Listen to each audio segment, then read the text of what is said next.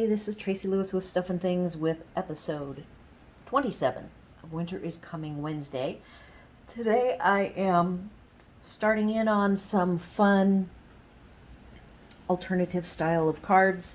These were projects done at the quarterly meeting in October, and this one is especially fun, so I want to just do a brief walkthrough, and then I will put all of the dimensions and step-by-step instructions up on my blog. So this will be a little different than normal, trying to get more activity over on my blog. So this is a pretty basic card as far as the materials go. It has the new iridescent vellum as well as balmy blue and basic white, but when you put it all together it just looks so spectacular. I love it.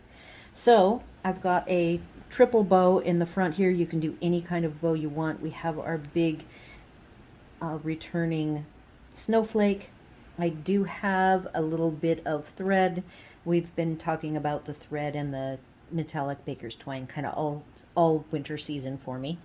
So I did add that, but I did not add any metallic baker's twine because I felt in this case that the weight of the snowflake added enough fluff to it that it didn't need any more. And it is pretty darn thick.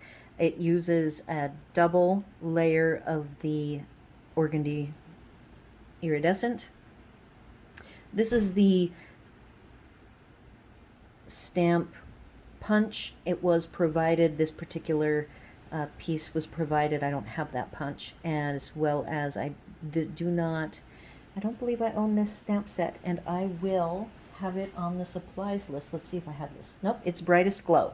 So it just looks so different on that stamp square. It shows to me how much your choice of what your label is going to be for your sentiment can make that sentiment look so different. And then of course it has the iridescent. Oh, I did not put iridescent pearls on this one. I felt that the iridescent pearls were a little too small, and I've been wanting to use these opal drops or dots, and so I have been using these quite a bit on these cards that I really want to have a bigger presence to them. So be sure to look at your embellishments and decide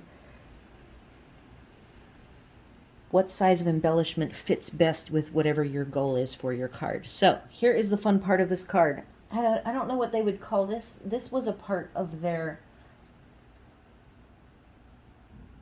gift card series, but to me, I call it a pull-apart card. So it shows as horizontal because this is at an angle, but somebody will open this up and they're going to see this little slip of paper.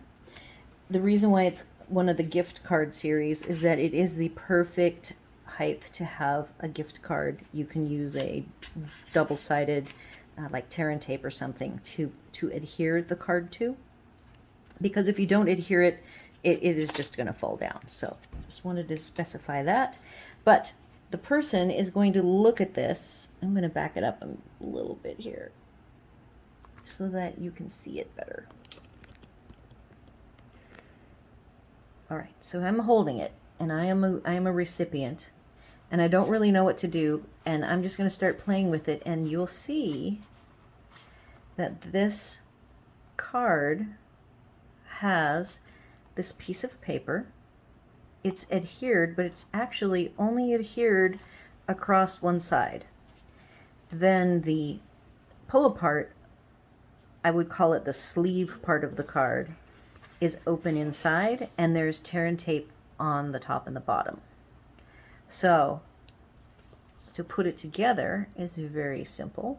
You just slide the white in as far as it can go. It will stop when it hits the tear and tape. Then you close it, and it looks like a totally normal card. So if you enjoy, like one of the things I liked to do when I was younger was put confetti in a card. So this would be a great style of card if you didn't want to put a gift card in it, but you just wanted to provide somebody something different for them to have to figure it out, kind of like a puzzle. Because they're going to open it. They might even think this is it, but they should see this piece of paper to make them think, I wonder if there's more more to find in here, and then they'll start playing with it and it comes apart. So I call it a pull apart card, pull apart gift card. And again, I will, because this is all together, I will provide the dimensions and the steps. I will probably go ahead and turn it into a PDF for you guys, so you can download it from my blog. That's all I've got. Leave your questions, comments, or concerns here on this video or over on my blog. I will have all the supplies there, as well as the instructions. Be sure to like, share, and subscribe. And thanks for watching.